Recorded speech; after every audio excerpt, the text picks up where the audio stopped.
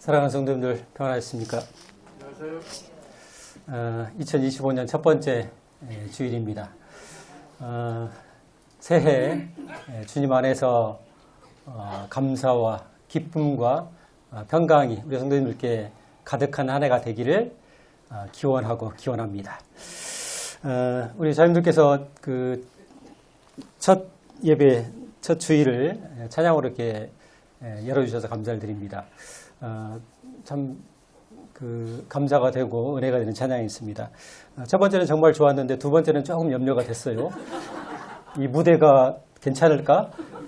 무너지지 않을까 하는 염려를 좀 했었는데 하여튼 멋지게 스타트를 끊어주셔서 감사를 드립니다. 새해 그 첫 번째 주일이 되면은 보통 두 가지를 합니다. 첫 번째는 각 부서에서 새해에 섬기실 성도님들을 소개를 드리고요. 두 번째는 오른쪽에 보시면 이제 그 2025년 교회 비전이 나와 있죠. 교회 비전을 안내 드리는 시간을 갖게 됩니다. 오늘 제가 이 두 가지를 열심히 하도록 하겠습니다. 먼저 2025년 각 부서에서 주님의 부르심을 따라서 섬기실 우리 성도님들과 교사님들을 소개를 좀 드리도록 하겠습니다. 그 첫 번째 페이지입니다. 한 장이 더 있어요. 명단이 굉장히 많습니다. 제가 다 불러드릴 겁니다. 그 구약 성경에 보면은 에스라와 느헤미야 성경에 보시면은 거기에 그 바벨론의 포로로 잡혀갔다가 돌아온 사람들의 명단이 나오고 있습니다. 굉장히 많은 사람의 이름이 나오고 있고요. 저는 성경을 읽을 때마다 이 장황하게 알지도 못하는 사람들 이름을 이렇게 다 써놨을까, 일일이 열거했을까 이런 생각을 했었는데 그 사람들이 어떤 사람들이냐면은 70년 동안 바벨론의 포로로 잡혀갔다가 그러니까 아버지와 할아버지 세대까지도 포로로 잡혀온 세대겠죠. 그런데 거기서 이제 정착을 하고 안정된 삶을 꾸렸고 기반을 잡은 상태였습니다. 그런데 예루살렘으로 돌아가야 된다. 이 얘기를 들었을 때 예루살렘은 말 그대로 황폐된 도시고 폐허의 땅이었습니다. 돌아간다고 하는 것이 굉장히 어려운 결정이고 돌아가게 되면은 고생길이 뻔합니다. 그럼에도 불구하고 하나님의 땅과 하나님을 사랑해서 어려운 결단을 내렸던 사람들의 명단이 나오는 것을 보게 됩니다. 그 명단을 보면서 이런 생각이 들었어요. 하나님께서 정말 아끼고 소중히 여기는 사람들의 명단을 이렇게 기록했구나 이런 생각을 갖게 됩니다. 그래서 오늘 좀 많긴 합니다만은 저도 남원 서문교회 주님을 사랑하시고 또 각 부서에서 섬기실 우리 소중한 성도님들의 이름을 하나하나 불러드리도록 하겠습니다. 두 페이지나 되기 때문에 제가 빠르게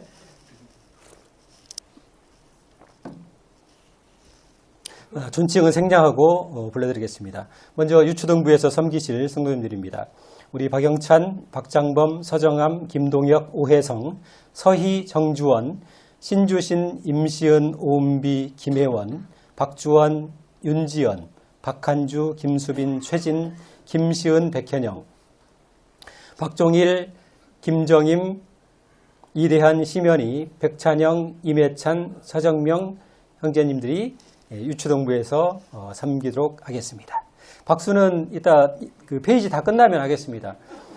지난주에 그 박수를 하도 쳐가지고 저희 자매 어깨가 나갔어요, 지금. 그래서 그 한 페이지 끝나면은 그때 몰아서 박수를 치도록 하겠습니다.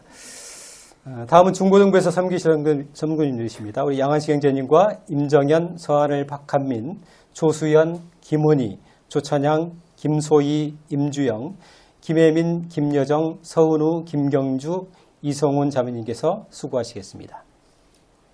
다음은 청년회입니다. 김아령 형제님과 이경화 자매님, 이대한, 심연희, 김충광, 이민숙 자매님께서 섬겨주시겠습니다. 오병이어는 서인성 형제님과 기선주 자매님, 윤영식, 서은희 자매님께서 섬겨주십니다. 소망입니다. 유기용 한명자, 오광선, 노기란, 황경희, 이천호, 이선순, 김봉윤, 이명희, 양재근, 정정님, 박홍식, 최명숙, 양재군, 박행순, 김종선, 김경아, 박종환, 저와 그리고 저희 아내 박도기, 조현민 자매님께서 수고해 주시겠습니다. 연대기 성경공부반은 김화령, 이경화, 이진식, 김혜정, 이서궁, 이상수, 박은영, 이정석 형제님께서 수고하십니다. 다음은 제자영업관입니다. 김종말 형제님과 이지연 자매님, 김충과 형제님과 이민숙 자매님께서 섬겨주시겠습니다. 행사기획부는 이찬호, 임병영, 임태용, 임병우, 김태호, 최웅, 이서궁, 이상수, 이대한 형제님께서 한 해 동안 수고해 주시겠습니다. 사랑하는 성도님들, 앞에 호명해드린 명단, 우리 성도님들을 위해서 격려와 감사의 박수를 부탁드립니다.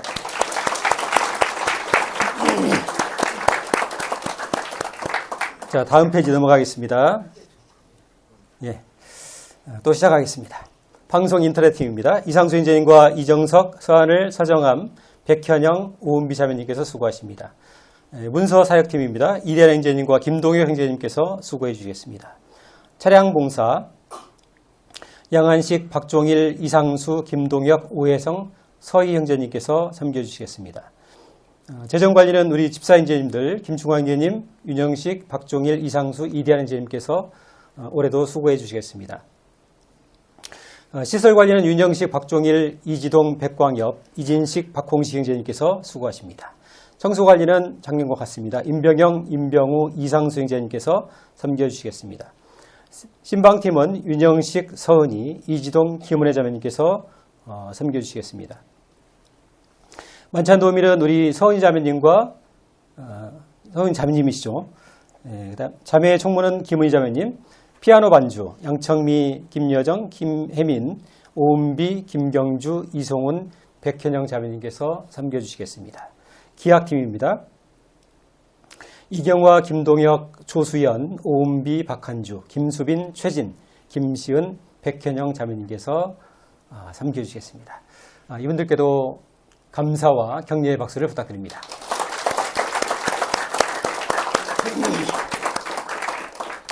그리고 표에는 나와 있지 않습니다만은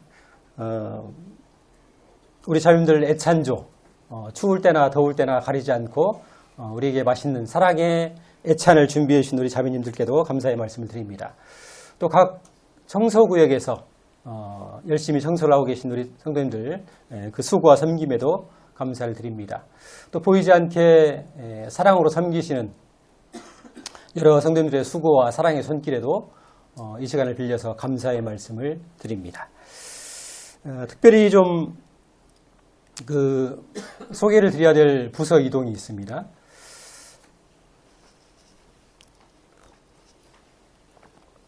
우리 박도기 형제님과 조현민 자매님께서 올해 작년까지 학생회에서 올해 소망회로 이렇게 이적을 하시겠습니다.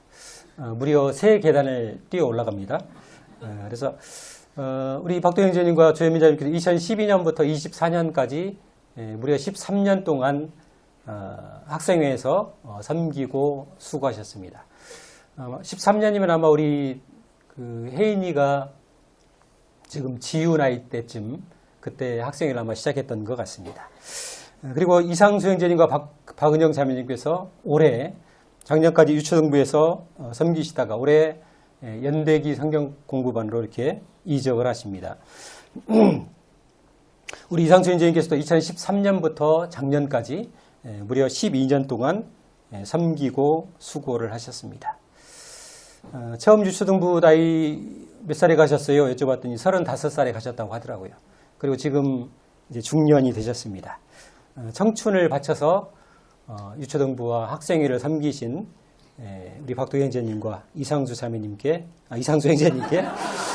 조현민 자매님, 이상수 형제님과 박은영 자매님께 특별한 감사의 박수가 필요합니다.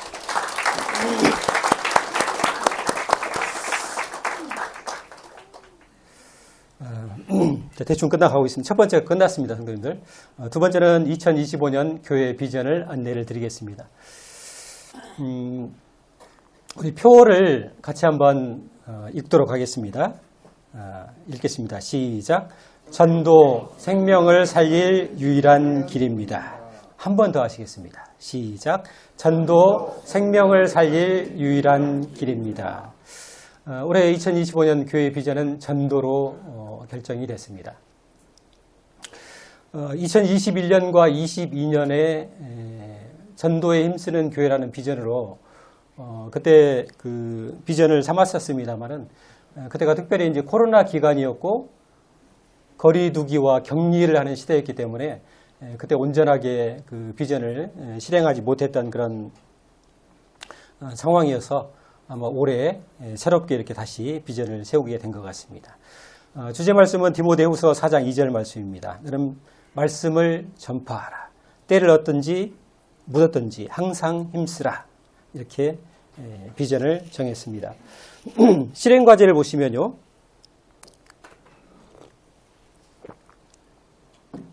첫 번째 실행 과제는 교회가 찾아 나서는 그런 전도입니다. 주님께서 하셨던 전도죠. 그래서 신방전도와 노방전도 또는 개인 상담을 통해서 찾아가는 그런 전도의 실천 과제를 하도록 하겠습니다. 두 번째는 VIP 초청의 날 운영이 있습니다. 분기별로 한 번씩, 그러니까 1년에 4번이 되겠죠. 주일을 선정해서 주일 말씀 시간과 세대별 성경 공부 시간 2시간을 복음을 전하는 시간으로 갖기로 이렇게 결정을 했습니다. 이와 별도로 이제 상반기와 하반기에 각각 복음 집회가 있습니다만은 이와 상관없이 4번에 걸쳐서 분기별로 복음 집회를 갖기로 이렇게 결정을 했습니다. 그래서 이 일을 위해서 우리 형제님께서 말씀을 준비하시고 또 우리 성도님께서도 기도로 준비해 주시면 감사하겠습니다. 세 번째는 전도 세미나를 통한 개인 전도 훈련을 갖기로 했습니다. 그래서 올 4월에 성도 집회를 갖게 되는데요. 그때 서청주교회 김홍열 형제님을 초청해서 아마 이 서청주교회가 이전부터 개인 전도 훈련을 통해서 또 개인 전도 방법을 통해서 복음 집회를 갖고 많은 그 영혼들을 이렇게 구원받도록 도왔던 것을 생각하면서 초청하게 된 것 같습니다. 이렇게 실행을 하도록 하겠습니다. 오른쪽에 있으니까요. 우리 성도님들 보시기에 왼쪽에 있으니까요. 항상 기억하시면서 살펴주셨으면 좋겠습니다. 사랑하는 성도님들, 주님께서 전도를 천사들에게 맡기지 않으셨습니다. 전도를 유정자나 국가 지도자들에게 부탁하지 않으셨습니다.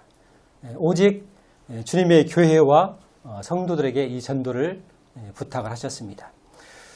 전도는 특별하게 뭐 재능 있는 사람들 하는 은사가 아닙니다. 전도는 주님께서 모든 성도에게 주시는 명령입니다. 그러나 명령이기에 앞서서 하나님의 눈물을 어린 부탁인 것을 우리가 잘 알고 있습니다. 그래서 2025년 이 한 해 동안 주님이 우리에게 주신 이 비전을 붙들고 우리가 기도하고 애쓰고 수고하고 헌신하는 한 해가 되기를 소망합니다. 이제 다 끝났습니다. 두 가지 끝났고요. 이제 하나님의 말씀을 잠깐 살펴보는 시간을 갖도록 하겠습니다. 사도행전 16장 말씀을 같이 한번 보시겠습니다. 사도행전 16장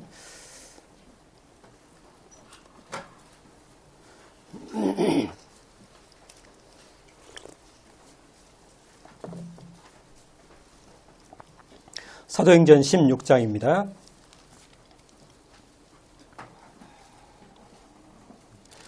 사도행전 16장 25절부터 34절에 있는 말씀을 교독하도록 하겠습니다. 사도행전 16장 25절로 34절까지입니다. 자, 25절을 제가 먼저 읽겠습니다. 한밤중에 바울과 실라가 기도하고 하나님을 찬송하며 죄수들이 듣더라.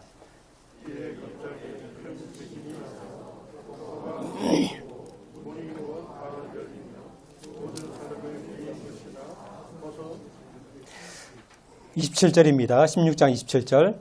간수가 자다가 깨어 옥문들이 열린 것을 보고 죄수들이 도망한 줄로 생각하고 칼을 빼어 자결하려 하거늘 바울이 크게 소리질러 이르되 내 몸을 상하지 말라. 우리가 다 여기 있노라 하니 간수가 등불을 달라고 하며 뛰어들어가 무서워 떨며 바울과 실라 앞에 엎드리고 그들을 데리고 나가 이르되 선생들이여 내가 어떻게 하여야 구원을 받으리까 하거늘 이르되 주 예수를 믿으라. 그리하면 너와 내 집이 구원을 받으리라 하고 주의 말씀을 그 사람과 그 집에 있는 모든 사람에게 전하더라. 34절까지입니다. 그 밤 그 시각에 간수가 그들을 데려다가 그 맞은 자리를 씻어주고 자기와 그 온 가족이 다 세례를 받은 후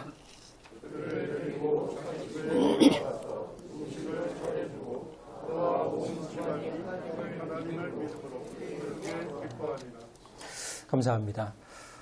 성도님들 아시는 대로 사도행전은 예수 그리스도의 복음이 어떻게 시작되었는지 또 그 복음이 어떻게 전파되었는지를 우리에게 이야기해 주고 있습니다. 초대교회의 전도가 어떻게 시작되었는지를 사도행전이 우리에게 일러주고 있습니다. 오늘 16장 25절에 보시면 한밤중에라고 이렇게 시작이 되고 있습니다. 한밤중에 있었던 한 사건을 우리에게 일러주고 있습니다. 근데 이 한밤중 이전에 그날 낮에 무슨 사건이 있었는가를 우리가 좀 먼저 살펴볼 필요가 있습니다. 바울과 실라가 2차 전도 여행 중에 빌립보 도시를 방문하게 됩니다. 어느 날 기도하기 위해서 길을 가고 있는데 우연히 여종 하나를 만나게 됩니다. 근데 이 여종은 귀신이 들렸고 귀신에 붙들려서 점을 쳐주는 일을 하는 가련한 여인이었습니다. 그 여종의 주인은 그 여종이 귀신이 들려가지고 점을 잘 쳐주기 때문에 많은 돈을 벌고 있었습니다. 그래서 그 여종이 귀신이 들리고 귀신에게 매여 있는 이 안타깝고 고통스러운 상황에 대해서 외면하고 있는 상태에 있었습니다. 바울이 길을 가다가 이 귀신 들린 여종을 만나서 귀신을 쫓아냅니다. 예수 그리스도의 이름으로 명하노니 그에게서 나오라 이렇게 명령을 하자 어떻게 됐을까요? 귀신이 즉시 나왔다고 성경이 기록하고 있습니다.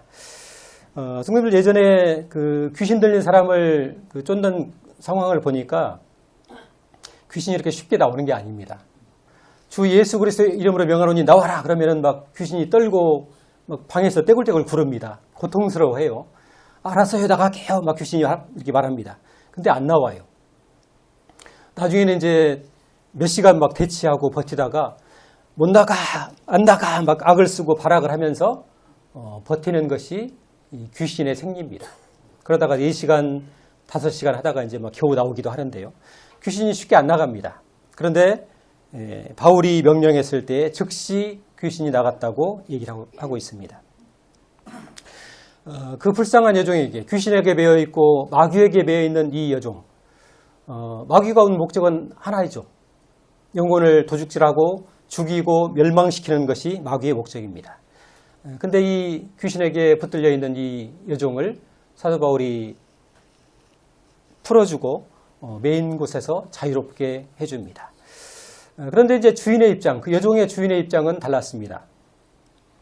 여종에게서 귀신이 나가버리니까 점을 칠 수 있을까요? 없을까요? 점이 안 쳐지죠. 신발이 안 먹힙니다. 점집이 운영이 될까요? 안 됩니다. 장사가 망하게 생겼습니다. 그러자 화가 난 이 주인이 바울과 실라를 끌고서 관청으로 왔습니다. 그리고 두 사람을 모함하고 억지 죄목을 달아가지고 두 사람을 고소한 것입니다. 그러자 이 관청에 있는 관리들이 어떻게 했냐면은 바울과 실라의 옷을 찢고 매를 많이 때리고 두 발은 착고에 채워진 채로 깊은 감옥에 던져 넣은 것입니다. 이것이 지금 바울과 실라가 경험하고 있는 한밤중의 상황입니다. 익숙하지 않은 단어입니다만 착고라고 있습니다. 로마 시대 때 그 감옥에 죄수들에게 썼던 착고가 이런 형태를 띠고 있습니다. 제가 이 그림을 보면서 이런 생각이 들었어요. 밤사이에 화장실을 어떻게 가지? 잠은 어떻게 잘까? 자다가 이렇게 옆으로 뒤척이기도 해야 될 텐데 저 상황에서 어떻게 할까? 매우 고통스러운 상황에 놓여 있습니다.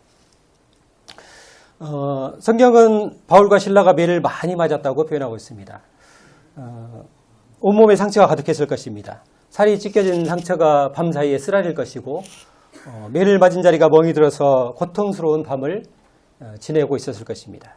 근데 그 한밤중에 그들이 할 수 있는 일이라고 할 수 있는 일은 고통 속에서 신음하는 소리를 내는 것뿐이었을 것입니다. 근데 사도행전 16장 25절은 이렇게 말하고 있습니다. 한밤중에 바울과 실라가 기도하고 하나님을 찬송하며 죄수들이 듣더라.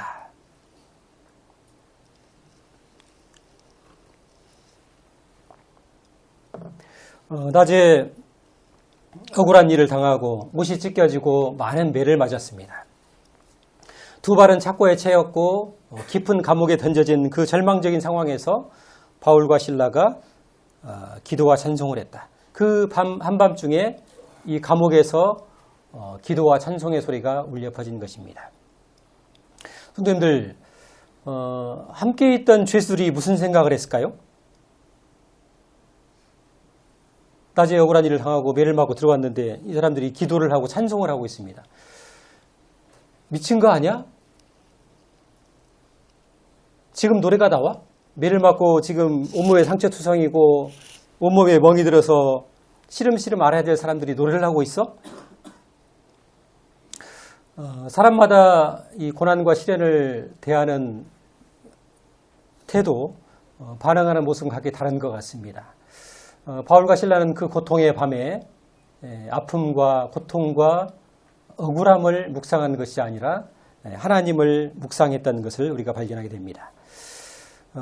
성도님들, 바울과 실라가 어떻게 이 어려운 시련과 고난의 상황에서 기도하고 찬송할 수 있었을까요?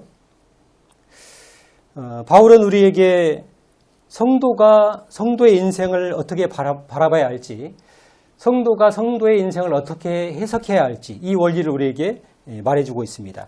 우리 로마서 8장에 있는 말씀을 한번 보시도록 하겠습니다. PPT 한번 넘겨주십시오. 로마서 8장 28절에 있는 말씀입니다. 같이 한번 읽도록 하겠습니다. 시작. 우리가 알거니와 하나님을 사랑하는 자, 곧 그의 뜻대로 부르심을 입은 자들에게는 모든 것이 합력하여 선을 이루느니라. 우리가 이미 알고 있다. 하나님께서는 모든 것을 합력하여 선을 이루시는 분이다. 다시 말해서 모든 것을 통해서 좋은 결과를 이루어 가시는 분이다. 이렇게 말하고 있습니다. 내 삶에 이해할 수 없는 고난과 아픔이 있다고 할지라도 우리가 다 할 수 없고 다 이해할 수는 없지만 하나님께서 이 모든 상황들을 통해서 선을 이루어 가실 것이라는 믿음, 그 믿음의 눈으로 성도의 인생을 바라봐야 된다. 이렇게 사도 바울이 우리에게 일러주고 있는 것입니다. 두 번째입니다. 두 번째는 디모데후서 1장 말씀인데요. 이 말씀도 같이 한번 읽도록 하겠습니다. 시작. 이로 말미암아 내가 또 이 고난을 받되 부끄러워하지 아니함은 내가 믿는 자를 내가 알고 또한 내가 의탁한 것을 그날까지 그가 능히 지키실 줄을 확신함이라. 사도 바울은 확신하는 것이 있다고 얘기하고 있습니다. 그것은 뭐냐면은 내가 믿는 분에 대한 확신, 내가 의뢰하는 분에 대한 확신이 있다고 얘기하고 있습니다. 내가 의탁하는 그분께서 능히 내가 부탁한 것을 지키시고 신실하게 이루실 분인 것을 확신한다. 그 하나님께서 나를 포기하지 않고 어떠한 상황에서도 나를 지키고 붙들고 인도하실 것이다. 이런 하나님에 대한 확신이 있다고 고백하고 있습니다. 그러면서 이 고난을 받고 있지만은 부끄럽지 않다고 사도 바울이 고백하고 있습니다. 비록 지금 고난 속에 살아가고 있다 할지라도 부끄러운 것이 아니다. 왜냐하면 고난은 불행이나 저주가 아니기 때문에 그렇다. 하나님의 목적과 계획이 있는 일이다. 이렇게 이야기를 하고 있습니다. 성도님들, 고난은 우리가 하나님께서 우리를 무언가로 만들어 가시는 과정의 한 과정이라고 우리가 이해할 수 있습니다. 하나님께서 우리를 무언가로 만들어 가시는 과정입니다. 하나님의 영광스러운 백성으로 우리를 만들어 가시고 하나님의 사랑받는 자녀로 우리를 만들어 가시는 과정이라고 하는 것입니다. 우리의 생각에는 고난이 없으면 행복하고 평안할 것 같습니다. 그러나 고난이 없으면 성장이 없고 성결이 없습니다. 한여름에 뜨거운 태양 아래서 과일이 커가고 과일이 알맞게 맛있게 달게 익어가는 것처럼 우리가 고난의 햇살 아래서 우리의 삶이 성장해가고 성숙해가고 하나님 보시기에 아름답고 장성한 분량까지 나아가게 되는 것입니다.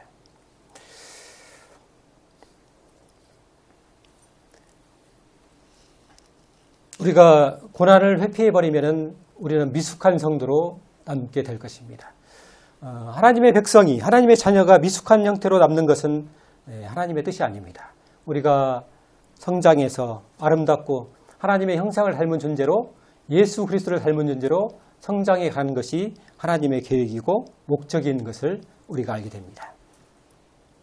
아무튼 한밤중에 바울과 실라가 기도하고 하나님께 찬송을 했습니다. 성도님들 고난과 시련 속에서 기도해 보신 적 있습니까? 고난 가운데 기도하는 게 사실 쉽지가 않습니다. 기도한다는 것은 하나님을 바라보는 것입니다. 내가 지금 겪고 있는 이 답답함과 절망을 보는 것이 아니고 하나님을 바라보고 하나님께 초점을 맞추는 것이 기도입니다. 인생을 살면서 드는 생각이 이렇습니다. 사람은 자기 인생을 스스로 책임질 만한 실력 있는 존재가 아니다. 이런 생각을 갖게 됩니다. 나이가 들어가면 들어갈수록 더 그런 것 같아요. 제가 청년 시절에는 50대가 되면 와, 인생이 완벽한 사람이 될 것 같다. 저 때는 얼마나 많은 지혜와 경륜과 경험을 안고 살아갈까. 얼마나 훌륭할까. 이런 생각을 했었는데 지금 50대가 되어본 지금 절실히 깨닫는 것이 있다면 사람은 자기 인생을 스스로 책임질 만큼 실력 있는 존재가 아니다. 이런 생각을 갖게 됩니다. 그래서 하나님께서 우리에게 기도하라고 하신 것이라고 생각이 되어집니다. 온전하신 하나님께서 너의 인생을 붙들고 너를 도우시고 온전하게 하시겠다. 이것이 기도인 것이죠. 기도한다는 것은 하나님께 이렇게 간구하는 것입니다. 하나님, 제 인생에 개입해 주십시오. 하나님께서 내 인생에 들어오셔서 하나님께서 제 삶을 주관해 주십시오. 이런 요청인 것이죠. 우리가 우리 인생 가운데 하나님께서 개입하시고 지금 우리에게 어렵고 답답한 상황이 있다 할지라도 하나님께서 그 상황에 개입하신다면 그 문제들이 아무것도 아닌 문제가 될 것입니다. 그야말로 우리가 속된 표현으로 게임 끝이다 라고 표현하는데 하나님께서 우리 인생에 개입하신다면 그와 같은 결론에 이르게 될 것입니다. 사랑하는 성도님들, 바울과 실라가 그 한밤중에 기도했다고 얘기하고 있습니다. 바울과 실라가 뭐라고 기도했을까요?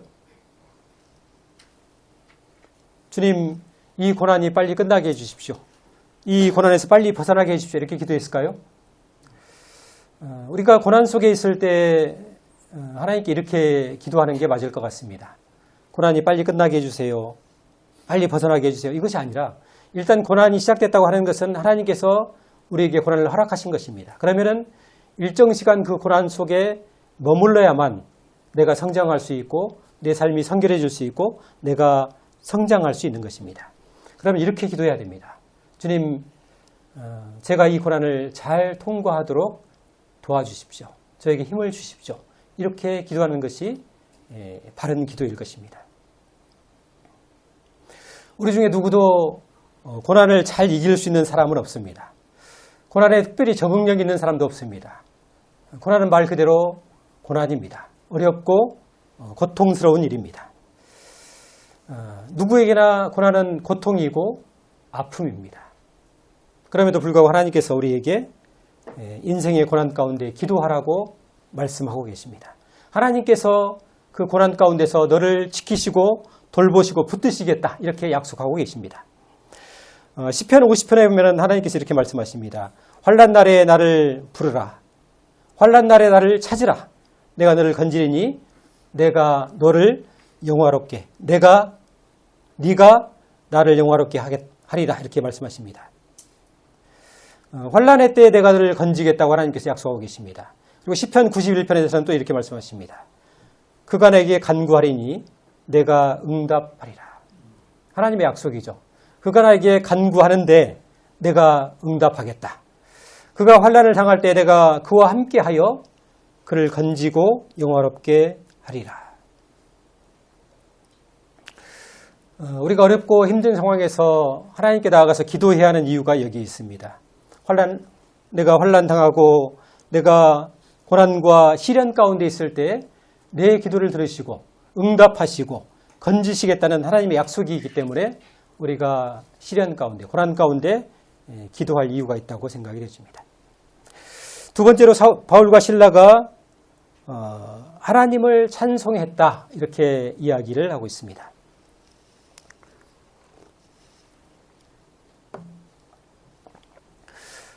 찬송은 하나님께 대한 감사와 경배입니다.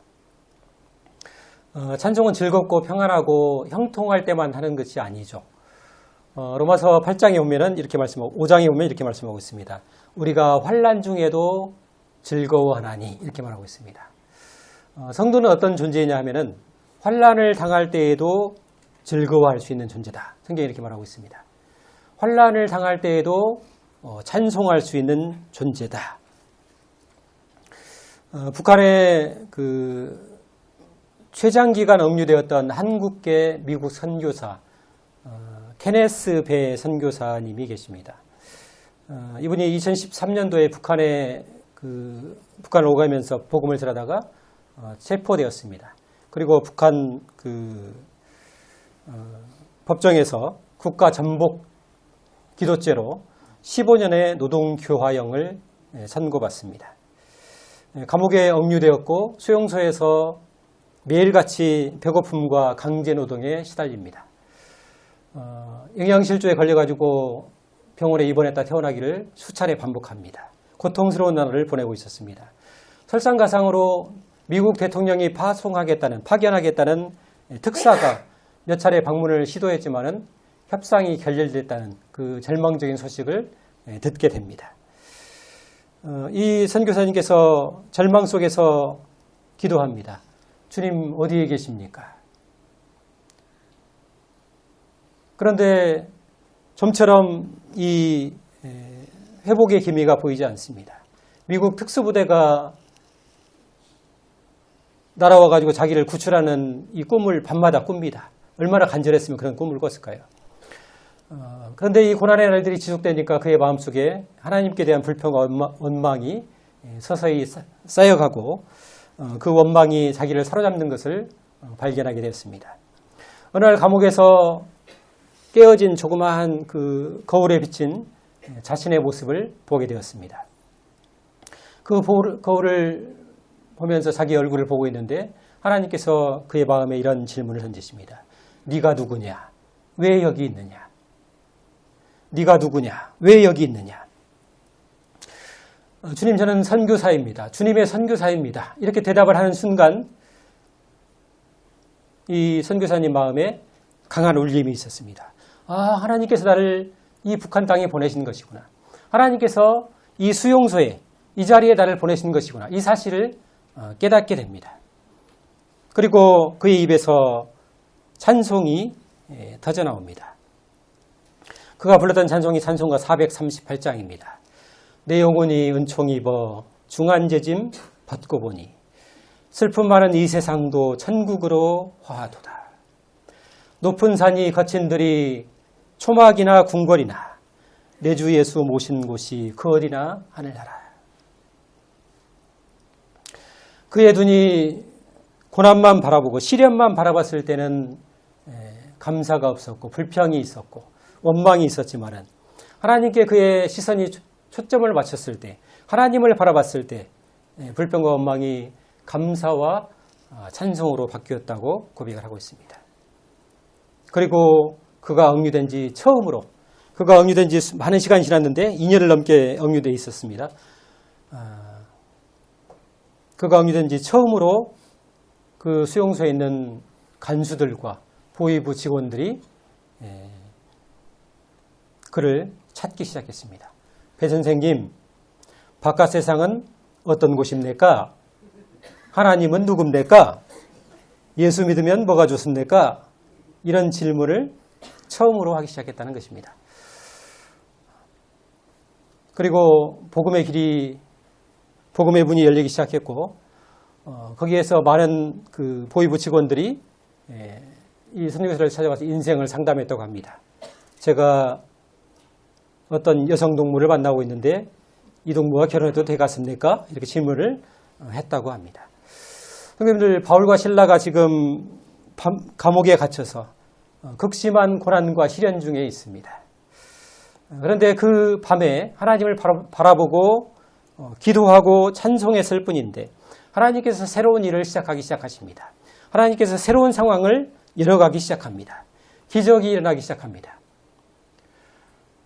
큰 지진이 나가지고 감옥문이 열리고 착고가 풀린 것이 자연적으로 이 착고가 풀린 것이 기적이 아니라 하나님께서 전도의 문을 열어가기 시작하십니다. 복음 전할 문을 열어가시고 구원의 역사를 이루어 가시는 것을 보게 됩니다. 우리 16장 29절 말씀을 한번 같이 보시겠습니다. 16장 29절.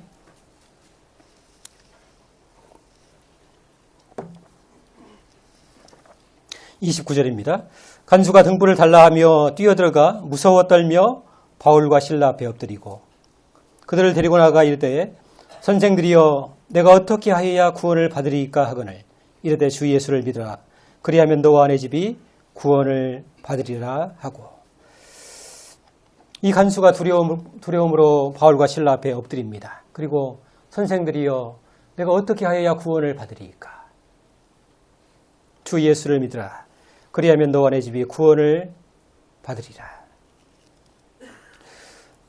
성도님들, 바울과 실라가 그 밤에 한 것은 인생의 고난과 시련 속에서 하나님을 바라보고 시련 속에서도 기도하라는 하나님 말씀에 순종해서 기도한 것뿐입니다. 그가 이 고난 속에서 하나님의 선하신 계획이 있을 것이다, 하나님의 선하신 목적이 있을 것이다, 이것을 기대하고 감사하고 찬송한 것뿐인데 하나님께서 한 사람을 구원하십니다. 그리고 그 한 사람을 통해서 그 가정을 전체를 구원하시고요, 또 그 한 도시를 구원시켜 나가시는 하나님을 발견하게 됩니다. 성도님들, 2025년 새해가 밝았습니다.